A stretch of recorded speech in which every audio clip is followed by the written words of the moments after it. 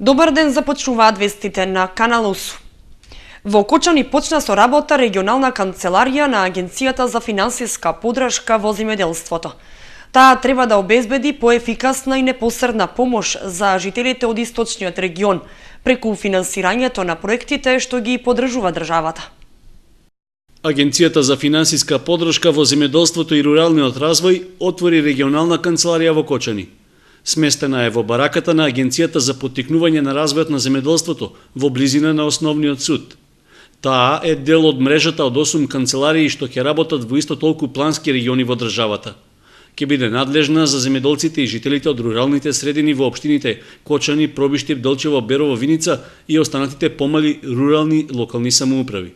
Земјоделците ќе имаат можност преку директен контакт со вработени од Агенцијата за финансиска поддршка во земјоделството да едноставно се запознаат со некои аспекти во делот на аплицирањето, да соопштат доколку постојат некакви проблеми на теренот и секако со колегите од Агенцијата за поттикнување на развојот на земјоделството, но исто така и од подрачната единица на Министерството за земјоделство да изнајдеме решение и секако на еден ефикасен начин да функционираме.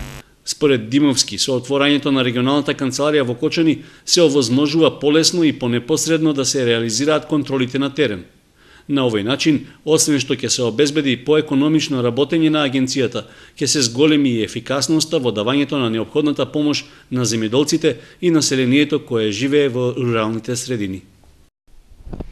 Отворањето на регионалната канцеларија на Агенцијата за финансиска поддршка во земјоделството и присуството на нејзиниот директор во Окочани беше повод за работна средба во општината. Било разговарано за реализирањето на проектот за браната Речани, за кој финансиската поддршка е обезбедена за период од 4 години. Финансиската поддршка за реализација на дел од државниот проект за изградба на акумулација на Оризарска река е обезбедена преку Агенцијата за поддршка во земјоделството и руралниот развој. Такво уверување добил градоначалникот Радко Димитровски по средбата со директорот на агенцијата што се одржа во локалната самоуправа. Дел од подготвителните работи за капиталниот објект веќе биле започнати, а парите за тоа се обезбедени од програмата за водоснабдување што ја поддржува агенцијата. Во склопот на оваа нивна програма е распишаниот тендер за браната Оризарска река, односно пристапниот пат. Добивме уверување дека не само оваа година што помина 2013, не 2014, туку дека браната Оризарска река, односно водоснабдувањето на двете општини Кочани и Виница преку оваа програма ќе биде поддржана и во наредниот период од 4 години, односно до како е проектирано целокупното нивно буџетирање во наредниот период. Освен за изградба на пристапниот пат, Агенцијата за финансиска поддршка во земјоделството и руралниот развој е во фаза на обезбедување пари за другите проекти за реализација на браната Речани. Ова се однесува на изградба на телото на браната, придружната инфраструктура и другите потребни објекти. Жителите на Долни Подлог, чии куќи и имот пред 3 години настрадаа во поплавите, се уште чекаат на ветеното обештетување. Иако неколку пати писмено реагирале до разни институции во државата, одговор не пристигнал од никаде. Повеќе од 3 години жителите на Долни Подлог чекаат на ветената помош од државата по претрпената штета на имотот што го предизвикаа поплавите. Ветувањата дека брзо ќе им се помогне се изјаловиле, па освен по 100 евра почетна помош, друга поддршка до сега немаат. Штетите што ги претрпеле се огромни, а комисијата која работела на нивна проценка по завршената работа си заминала и веќе никој од надлежните не дошол да ги праша како и од каде ја санирале состојбата. Меѓу најпогодените куќи е онаа на семејството Ангелови, кои според правичните проценки имале штета од над 10.000 евра. Куќата целата ни се уништи, намештајот целиот го исфрливме. Па исто така алишта, постолнини што имаше, тоа се расипа, се скапа водата додека фана. После прасињата.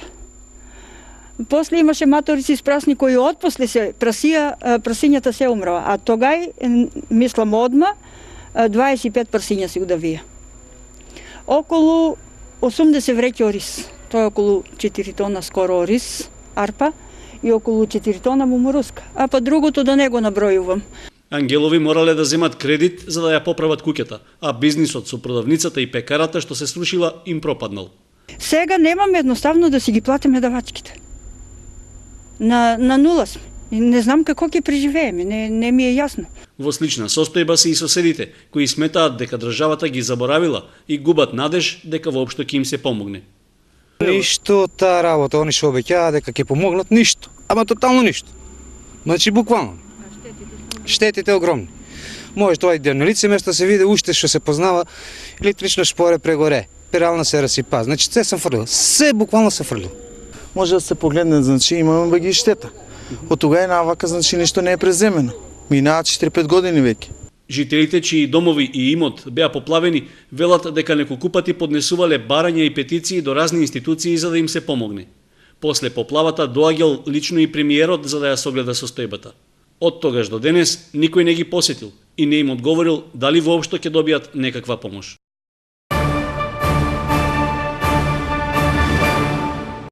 Успешен финиш на вториот дел од екстерното тестирање на матурантите во кочанските средни училишта. Тие го полагаа вториот дел од двата предмета по кои Министерството за образование одлучи да бидат екстерно тестирани. Во гимназијата Лјупчо Сантов полагаат 200 ученици.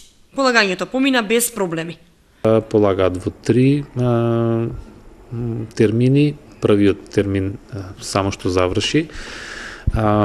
Помеѓу 2 термини има пауза од 30 на минути во која што се врши проверка и прием на новите ученици, распределување во училницата. Знаете дека согласно упатството од Центарот за средно стручно образование и Државниот испитен центар се води посебно внимание учениците кои што полагаат исти или слични предмети, сродни предмети, да не седат еден до друг, за да се избегне можноста за нарушена комуникација, препишување и слично, односно да не паднат во искушение.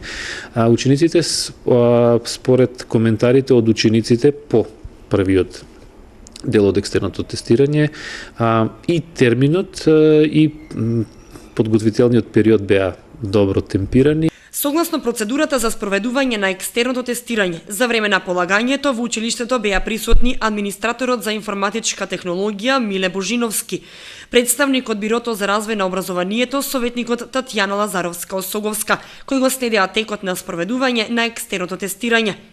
За разлика од минатогодишното тестирање, прашањата на матурантите им беа познати цел месец претходно, но термините и предметите по кои требаше да бидат екстерно тестирани беа објавени само 2 дена пред испитот. Од предметите денес полагаат граѓанско образование, математика за економисти, психологија, менеджмент, математика за учениците од гимназиско образование и граѓанско образование и други предмети. Оваа година малку има улеснување заради тоа што прашањата веќе ги има објавено на интернет и учениците доаѓаат подготвени. Во Средното општинско училиште Гошови Кентиев од вкупно 236 матуранти полагале 234. 20 ученици поради оправдани причини биле отсутни. Тестирањето го наблюдуваа просветни инспектори, представници од Министерството, како и од Бирото за развој на образованието, рече директорот на училиштето Димче Сребренов. 183 од вкупно 655 средношколци во Средното општинско училиште Ванчо Прке во Виница беа екстерно тестирани по повеќе предмети. Тестирањето кое го следеа државниот просветен инспектор Зоран Ѓоргиев и надворешниот наблюдувач Благица Андонова помина според очекувањата. Немаше технички пропусти во компјутерската мрежа, а учениците одговараа согласно нивните претходни подготовки и знаења. Екстерното го полагаа матурантите на материјал само од првото полугодие, а на крајот на годината во јуни ги очекува дополнителното државната матура. Останатите ученици од трето оделение до трета година средно екстерно ќе бидат тестирани на крајот од учебната година. Тестирањето е задолжително и без оценка од екстерно нема свидетелство. Покрај учениците со екстерното се тестираат и наставниците, кои ќе бидат казнети ако оценката од екстерно не соодействува со оценката во дневникот кај учениците. Кочанци го положија тестот за хуманост. На хуманитарниот концерт за помош на малиот Петар Николов, салата кај гимназијата беше исполнета до последното место.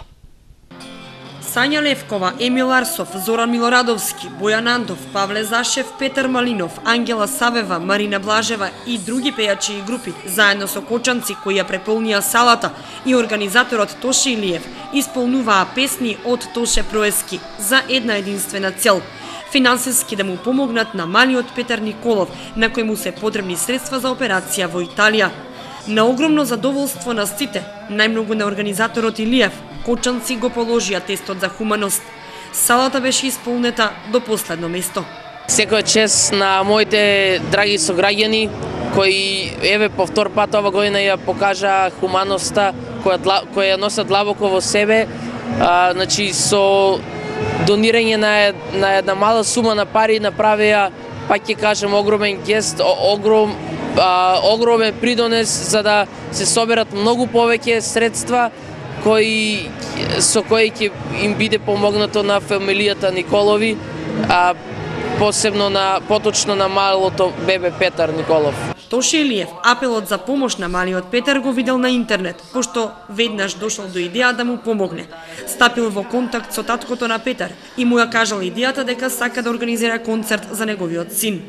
И кочанските пејачи и групи со задоволство прифатија да бидат хумани, а со истата пракса ќе продолжат и понатаму.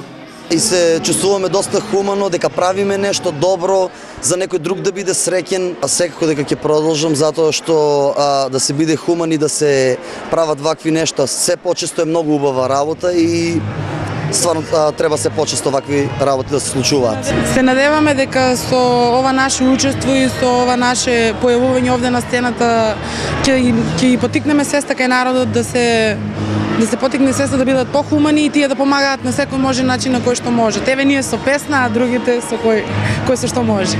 Хуманитарниот концерт по патеките на Тоше прерасна во традиција. Организаторот Илиев со овој концерт и со изведбата на песни само од Проески го одбележа роденденот на неговиот спасител Тоше Проески, кој кога беше жив пееше за помош на младиот Илиев.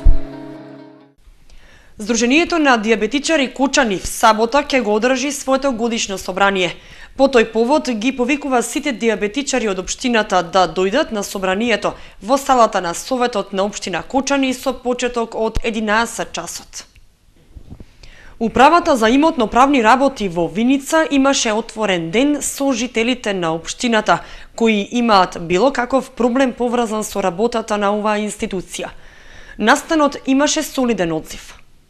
Представници од државната управа во периодот од 10 часот и 30 минути до 18 часот им беа на располагање на граѓаните во анализа и надминување на сите пречки со кои се соочиле во постапката за решавање на имотно-правната документација или во постапка за приватизација на дворните места.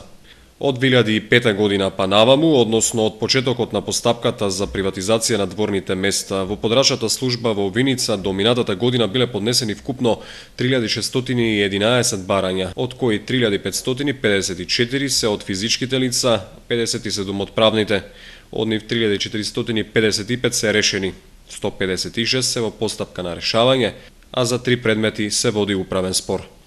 По истекот на законскиот рок до подрачната служба во Виница биле поднесени 7 нови барања кои биле одбиени.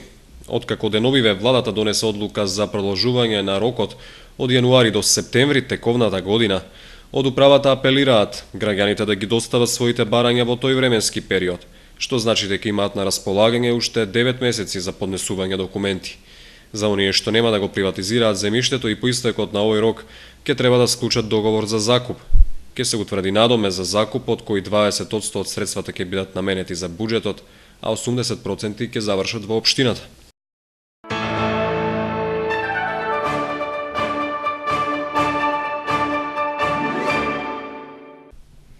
Започна реконструкцијата на кровната конструкција на средното општинско училиште Лјупчо Сантов. Механизацијата е пристигната во училиштето и работи на нејзина санација. По завршување на кровот ќе следува замена на целата фасада на училишната зграда.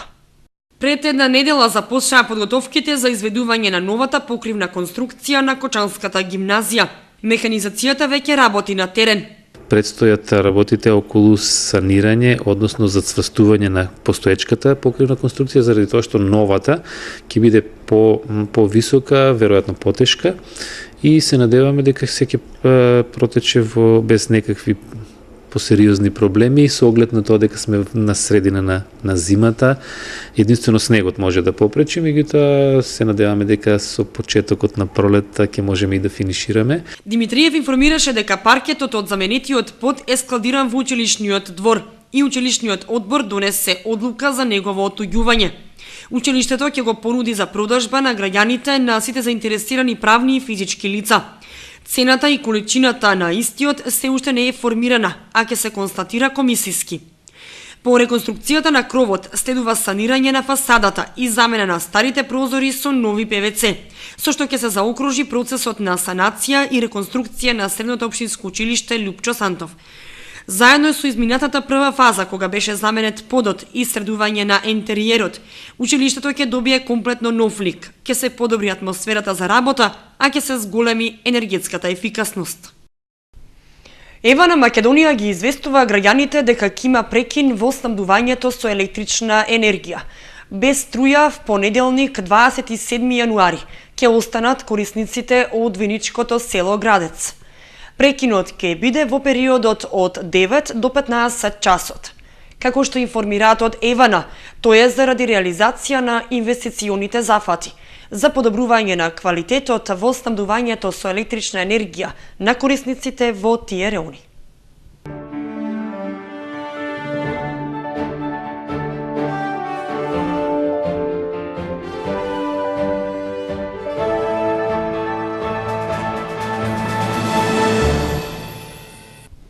Следуваат спортските информации. Почнаа подготовките за издавање на фудбалската монографија на Кочани. Редакцијскиот одбор го одржа првиот состанок. Почнаа подготовките за фудбалската монографија на Кочани. Редакцијскиот одбор бргу се договори.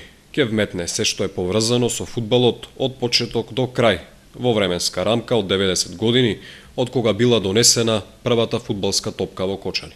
Оваа монографија замислата е да ја работиме заедно со спортските работници кои што се сега активни во делот на фудбалот, било да се од фудбалскиот клуб Осогово, било да се новинари, било да се од фудбалските женски фудбалски клубови, и сакаме да се што е можно повеќе се прифатат информациите кои што ги имаме, било запишани, било снимени, било со устни кажувања, за да можеме да извлечеме да направиме едно убаво прикажување за текот на фудбалот во овие 90 години.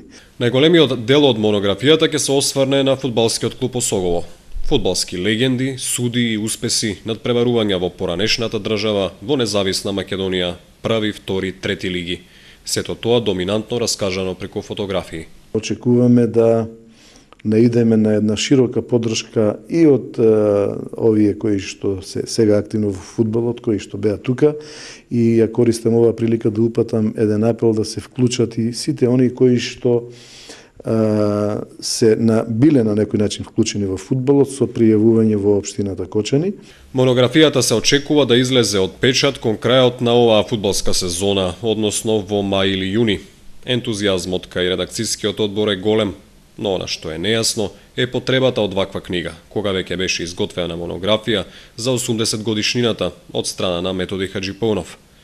По секоја измината декада постои можност за надградување, но оваа ќе опфати најлошата ера на кочанскиот фудбал во историјата. За поубави страници на монографијата, кочанскиот фудбал може да се надева на 100 годишнината. В недела клубот за мал фудбал Кочани го игра првиот надпревар од пролетната полусезона. Во негов пресред одржа прес на кој информираше за амбициите и целите. Клубот за мал фудбал Кочани амбициозно ја стартува пролетната сезона. Костурот на екипата остана, ростерот се зголеми со новиот фонд квалитетни играчи, од кои се очекува многу во продолжението од сезоната. Највисоката амбиција е влез во праволигашкото друштво. И претходно беше најавено дека имаме засилување во клубот. Тоа се двајца играчи од Велес, односно праволигашот Велес, од Велес, и двајца редовни играчи од екипата од фудбалскиот клуб Осогово, и еден од кој што настапуваше во екипата на Облешево во рамки на футсал лигата минатата година. Со овие играчи очекуваме дека ќе го засилиме квалитетот и конкуренцијата во тимот и очекуваме дека со овие играчи ќе избориме поволно место, односно едно од првите 4 места во втората лига, кои што водат во тој плейоф во тоа плейофно преборување каде што ќе се разигрува за влез во првата футсал лига. Екипата направи добри подготовки.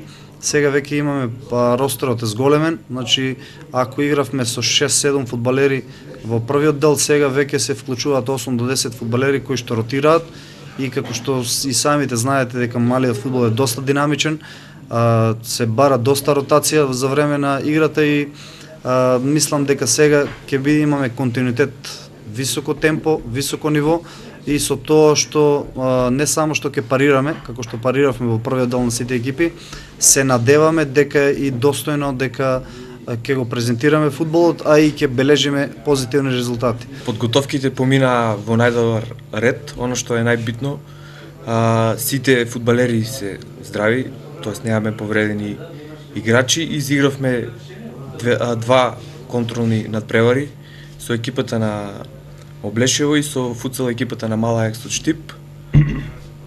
Се надеваме дека на престојниот меч со Каменица ќе победиме и така ќе бидеме во конкуренција да избориме едно од 4 места за да влеземе во плейофот. Значи во недел не очекува првиот надпревар од вториот дел од полусезоната со Саса Каменица. Станува збор за квалитетна екипа кој што сигурно ќе го даде својот максимум и ќе се посвети за повисок резултат, но ние направивме подготовки, се спремавме добро и ќе одговориме на поставените задачи кои што ќе ни бидат дадени. Надпреварот од 7-то коло во втората футсал лига со кој се отвора пролетната полусезона КМФ Кочани, Рудници и Саса се игра во спортската сала во Основното училиште Никола Карев во недела со почеток од 18 часот.